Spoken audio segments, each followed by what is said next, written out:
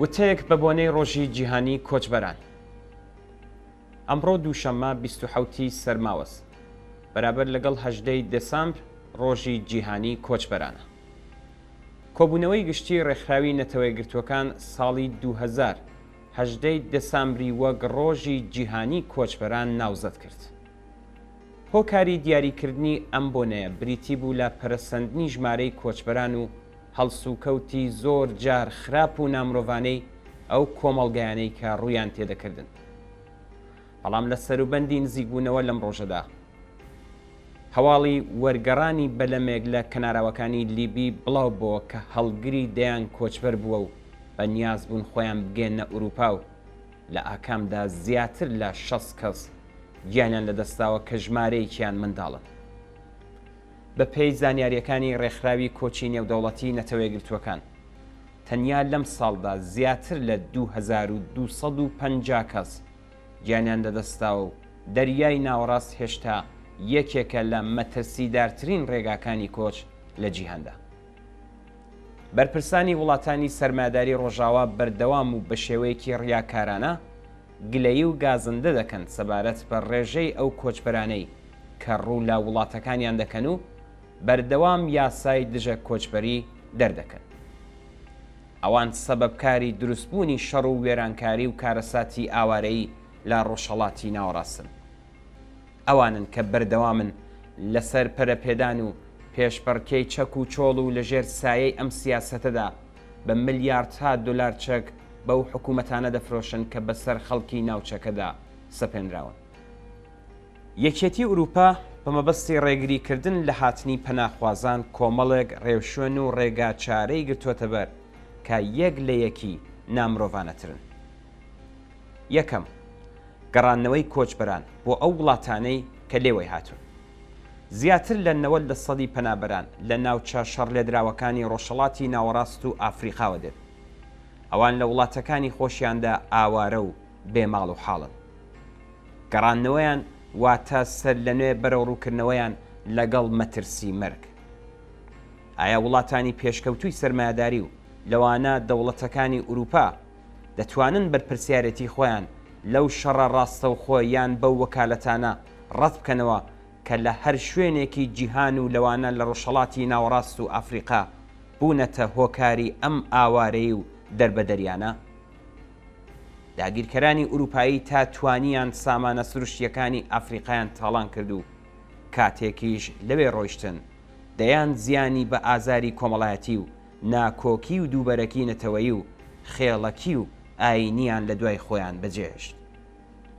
تا توانیان لە ڕێگای چەوسانەوەی هێزی کاری هەرزانی ئەوانەوە سەروەتیان لە وڵاتانی ئوروپادا کەڵەکە کرد. بەڵام دەوڵەتەکانی ئەمڕۆیان کە لەسەر سامان و دەسەڵاتی داگیرکەرانی قۆناغی ڕابردوو دانیشتون لە ئاست ئەو هەلو مەرجەکارە ساتبارەی کە بەسەر ژیانی ئەو خەڵکەیاندا سەپاندووە هیچ بەرپرسیارەتیەک قبول ناکەن لە حاڵێکدا کە هەر ئێستاش سەروەت و سامانی خەڵکی ئەو ناوچەیە بە لێشاو ڕوو دەکاتە ئوروپا. ئەگەر تەنانەت قبولی بکەین کە پەنابەرانی ئەفریقایی لە ڕووی هەژاری و بارودۆخی خراپی ئابووریەوە لە وڵاتەکانیان هەڵدێن و بە دوای کار و ژیانێکی باشتردا دەگەڕێن، دیسانیش پرسیار ئەوەیە کە چ کەسانێک ئافریقایان تاڵان کرد و بە دواکەوتوی هێشتیانەوە و لە دوای برسێتی و نەخۆشیە مەترسیدارەکاندا گرفتاریان کرد. ئایا ئەوان هەر ئێستاش بەردەوام نین لە تاڵانکردن و چەوسانەوەی ئەم ناوچە هەمیشە برسیە؟ دووهەم، پەسەندکردنی یەک لە دوای یەکی یاسای دژە پەنابەری لە ئوروپا تەنیا کاریگەری لەسەر پەنابەران نابێت، بەڵکو ئەو یاسا و سیاسەتانە هاوکات وا دەکات کە ئەم وڵاتانە لە ڕووی ئەخلاقیەوە پاشەکشە بکەن. ئەم ئاراستەیە زەمینە خۆشتر دەکات بۆ بەدەسەڵات گەیشتنی حیزب و ڕەوتە ڕاستڕەوەکان. هاتنە سەرکاری ئەو حیزبانە بەو مانایە کە لە هەنگاوەکانی داهاتوودا هەموو ئەو دەستکەوتە پێشکەوتن خواز و ئینسانیانەی لە بواری کۆمەڵایەتی و ئابووری و سیاسیدا کە لە ئاکامی خەباتی بەردەوامی چینی کرێکاردا بەسەر حکوومەتەکاندا سەپێنراون هێرشیان دەکرێتە سەر. ئەلبەتە ئەم هێرشانە هەر لە ئێستاوە دەستی پێکردووە. زۆربەی هەرە زۆری خەڵکی وڵاتانی ئوروپا و لە سەروی هەمووشیانەوە چینی کرێکاری ئەو وڵاتانە دەبنە قوربانیانی داهاتووی ئەم سیاسەتانە. ئەگەر دەوڵەتەکانی ئوروپا لە بەرەو پێشبردنی ئەم سیاسەتەدا سەرکەوتوو بن، تەنانەت مرۆڤایەتیش لە وڵاتانەدا دەکەنە قوربانی.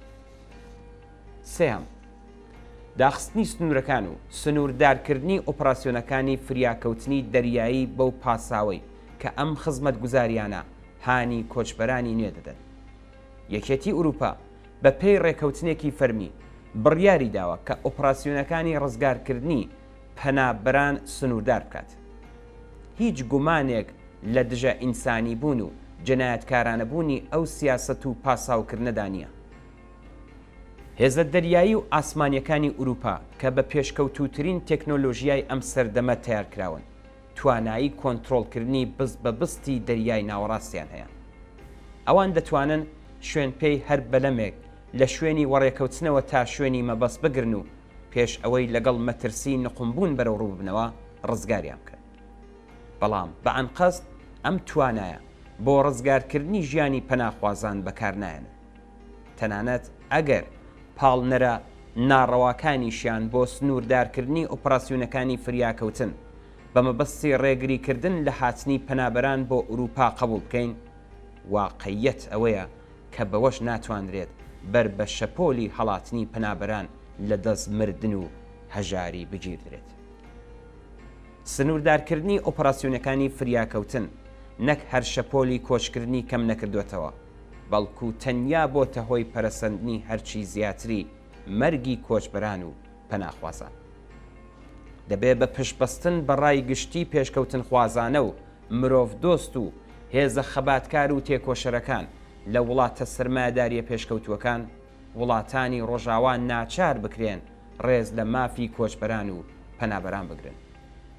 پێویستە خەبات لە پێناو بە فەرمیناسینی مافی مانەوە و دابینکردنی ژیانێکی ئینسانی بۆ هەر تاکێک وەک مرۆڤێکی خاوەن مافە گشتگیرەکان و هاوڵاتیەکی جیهانی، لەوانەش مافی نیشتەجێبوون لە هەر شوێنێکی ئەم جیهانە کە ئارەزووی دەکات هەرچی زیاتر پەرەی پێ بدرێت.